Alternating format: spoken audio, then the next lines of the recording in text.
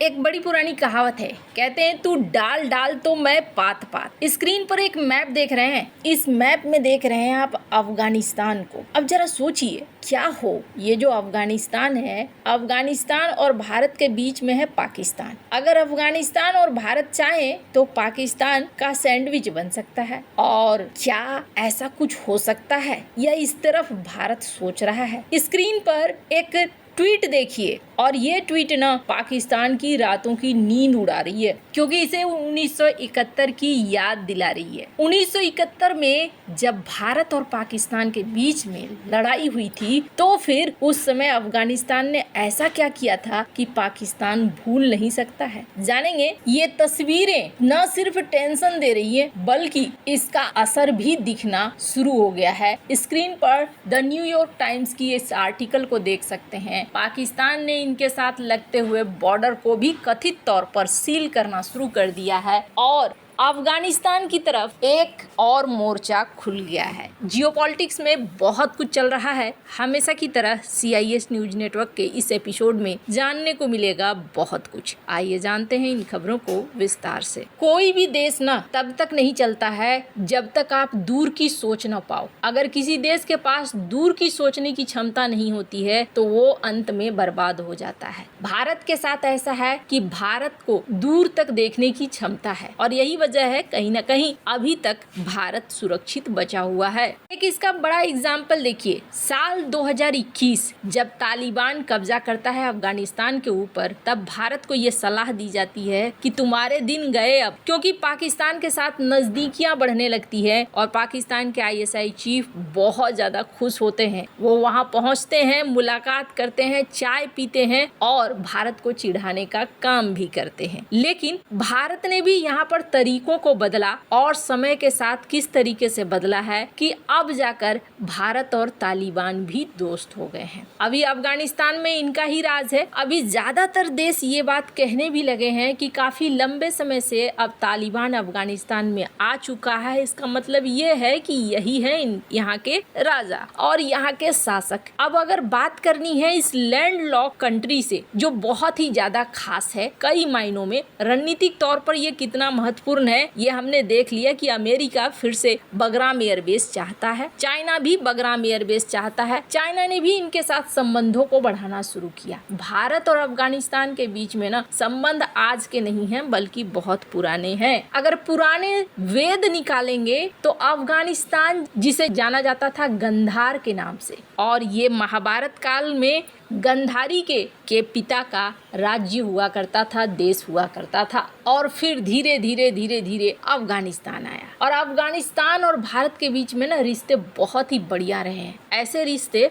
कि 1971 में अफगानिस्तान में भारत का साथ दिया था। अब ये बात मैं कैसे कह रही हूँ, स्क्रीन पर एक किताब देख रहे हैं आप, हार्वर्ड यूनिवर्सिटी प्रेस का। इसे कभी मौका मिले तो जरूर पढ़िएगा। इसमें वो चीज लिखी हुई है कि किस तरीके से अफगानिस्तान ने भारत की बड़ी मदद की थी 1971 में, और क्या एक बार फिर से ये दोस्ती देखने को मिल रही है, क्यों पाकिस्तान के अंदर हलचल सी मची हुई है। इस किताब में कुछ बातें कही गई और वो बातें ये थी कि जब 1971 का युद्ध शुरू हो गया तब अफगानिस्तान ने भारत को सपोर्ट दिया था, लेकिन ये सपोर्ट पर्दे के पीछे था, अप्रत्यक्ष रूप से था। उस समय अफगानिस्तान और पाकिस्तान के साथ सीमाओं पर तनाव बढ़ गया था और पाकिस्तान की सेना को दो मोर्चों पर लड़ने के लिए मजबूर होना पड़ गया था। ये उदाहरण दिखलाता है कि दोनों देशों के बीच में